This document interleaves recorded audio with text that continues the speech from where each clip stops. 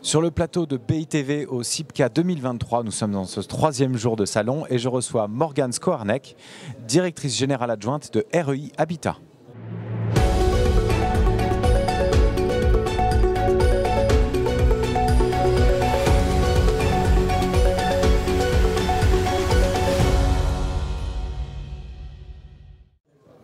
Morgane, bonjour. Bonjour. Merci de nous rejoindre sur ce plateau. REI Habitat a fait depuis ses débuts de la construction bois le cœur de sa stratégie. Comment votre approche constructive s'est-elle adaptée au fil des ans pour rencontrer les impératifs écologiques croissants auxquels est confrontée la filière ?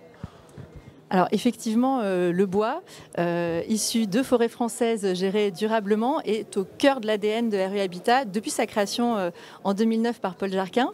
On a un système constructif économe en matière éprouvé depuis bientôt 15 ans, qu'on continue de mettre en œuvre aujourd'hui.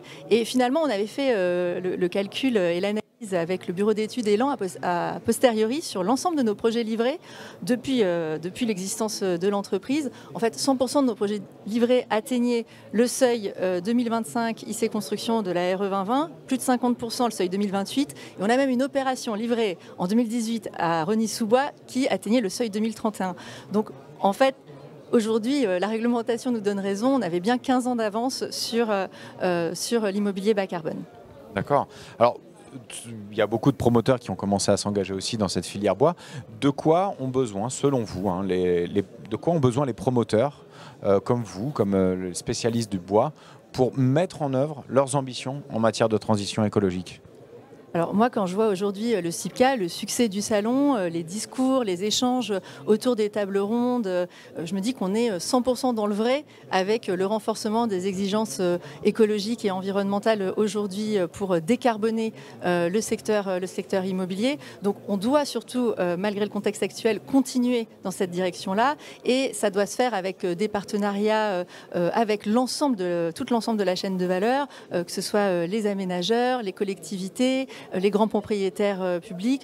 On doit continuer d'aller dans cette trajectoire et même tout au bout, je suis ravie de voir que les investisseurs aujourd'hui mettent les critères ESG, ISR au cœur de leur stratégie d'investissement et donc qu'un produit écologique comme celui de REI Habitat est attractif pour les investisseurs. Donc on doit continuer dans cette direction et cette trajectoire. D'accord. Alors, revenons un petit peu sur la gouvernance de REI Habitat. Vous avez rejoint en tant que directrice générale adjointe il y a peu de temps, je crois. Alors, je suis arrivée en janvier et j'ai pris mes fonctions en tant que directrice générale adjointe un peu avant l'été. D'accord. Alors, la question qu'on pose régulièrement à toutes les personnes qui sont fraîchement nommées, quelle est votre feuille de route pour naviguer dans cette période qui est quand même assez compliquée pour la promotion ? Alors, donc déjà, je suis arrivée effectivement il y a un peu plus de 9 mois et je tenais à remercier l'accueil des équipes et surtout, et leur enthousiasme. En tout cas, voilà, on a des équipes très convaincues, très engagées au quotidien autour de l'ADN et des valeurs de l'entreprise. Donc, c'est une équipe aujourd'hui qui se développe. On a d'ailleurs accueilli tout récemment une nouvelle directrice générale adjointe qui va gérer toute la partie développement sur les consultations et le développement en gré à gré. Donc on continue de se développer, donc Marie-Noëlle Grangeard.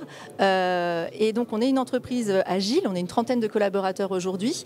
On a très peu de stock sur le marché, donc on est capable de continuer à se développer et de saisir des opportunités. Et puis on a beaucoup de projets en cours sur lesquels, du coup moi je me fais fort de continuer à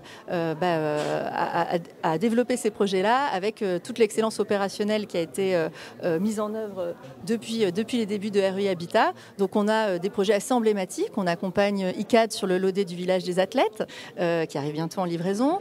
On a également la livraison d'un bureau tout en bois dans le 20e arrondissement pour le compte d'Ethic, foncière investisseur de l'économie sociale et solidaire. On développe également la première tour en poteau-poutre hêtre issue de Hêtres et Normande, Paris 13e, ça s'appelle le Wood Up, également dans la dernière ligne droite du projet, on l'a vendu en bloc à Gessina. Voilà, donc ce sont des opérations emblématiques. On a commencé également le chantier de Pantin, un projet sublime en pierre massive et structure bois, les pierres sauvages.